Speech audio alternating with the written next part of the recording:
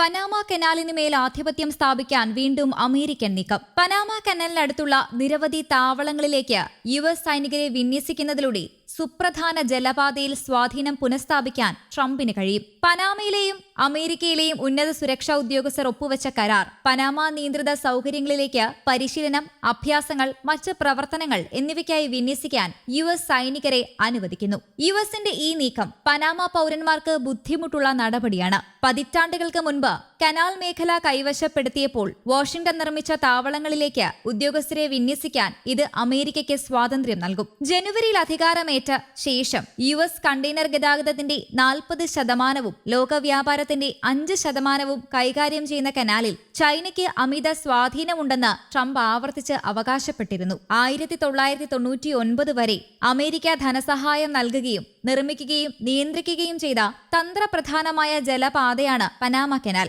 ഇത് തിരിച്ചുപിടിക്കുമെന്നാണ് ട്രംപ് ഭരണകൂടം പ്രതിജ്ഞയെടുത്തത്. പനാമയിലെ സൈനിക അഭ്യാസങ്ങളിൽ അമേരിക്ക വളരെ കാലമായി പങ്കെടുത്തിട്ടുമുണ്ട്. എന്നാൽ പനാമയിൽ സൈന്യത്തെ വിന്യസിക്കണമെന്ന USന്റെ ആഗ്രഹത്തെ പനാമ സർക്കാർ നിരസിച്ചു. പനാമ സിറ്റിയിൽ നടന്ന സെൻട്രൽ അമേരിക്കൻ സെക്യൂരിറ്റി കോൺഫറൻസിൽ നടത്തിയ പ്രസംഗത്തിനിടെയാണ് പനാമയിൽ പരോക്ഷമായ ആധിപത്യം സ്ഥാപിക്കാനുള്ള USന്റെ ആഗ്രഹം US പ്രതിരോധ സെക്രട്ടറി പീറ്റ് ഹെക്സെറ്റ് പ്രകടിപ്പിച്ചത്. പനാമ സർക്കാരിന്റെ സമ്മതത്തോടെ മാത്രമേ സൈന്യത്തെ വിന്യസിക്കൂവെന്നും US പ്രതിരോധ സെക്രട്ടറി പീറ്റ് ഹെക്സത്ത് പ്രകടിപ്പിച്ചത്. പനാമ സർക്കാരിന്റെ സമ്മതത്തോടെ മാത്രമേ സൈന്യത്തെ വിന്യസിക്കൂവെന്നും ഹെക്സത്ത് കൂട്ടിച്ചേർത്തു. വേണമെങ്കിൽ പനാമയുടെ സായുധ സേനയ്ക്കും അമേരിക്കയുടെ സൈന്യത്തിനും പനാമ കനാൽ മാറി മാറി നിയന്ത്രിക്കാമെന്നും ഹെക്സത്ത് നിർദ്ദേശം മുന്നോട്ട് വെച്ചു. എങ്കിലും പനാമ സർക്കാർ ഈ നിർദ്ദേശങ്ങൾ പൂർണ്ണമായും തള്ളിക്കളഞ്ഞു. ഇതോടെ അമേരിക്കൻ യുദ്ധക്കപ്പലുകൾക്ക് കനാലിലൂടെ സ്വതന്ത്രമായി കടന്നുപോകാൻ അവസരം നൽകണമെന്ന് ഹെക്സത്ത് ആവശ്യപ്പെട്ടു. എന്നാൽ അമേരിക്കയുടെ സൈനിക താവളങ്ങളോ പ്രതിരോധ കേന്ദ്രങ്ങളോ തങ്ങൾക്ക് അംഗീകരിക്കാൻ കഴിയില്ലെന്ന് Panama president Jose Raul Mulino വ്യക്തമാക്കി.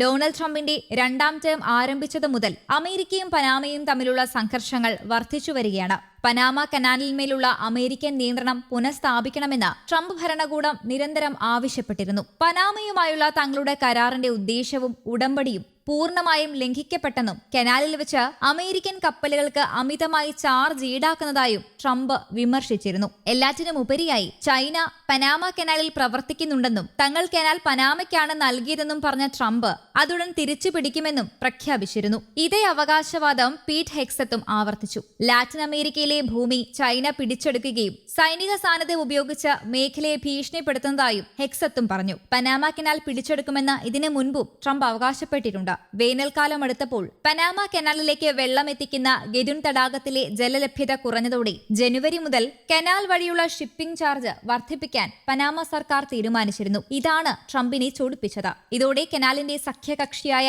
USന് കനാൽ തിരികെ നൽകേണ്ടി വരുമെന്ന് ട്രംപ് മുന്നറിയിപ്പ് നൽകുകയായിരുന്നു. കനാലിന്റെ നിർമ്മാണത്തിൽ 38,000 അമേരിക്കക്കാർക്ക് ജീവൻ നഷ്ടപ്പെട്ടിരുന്നെന്നും ട്രംപ് അവകാശപ്പെട്ടു. News desk, Kerala Kaumudi.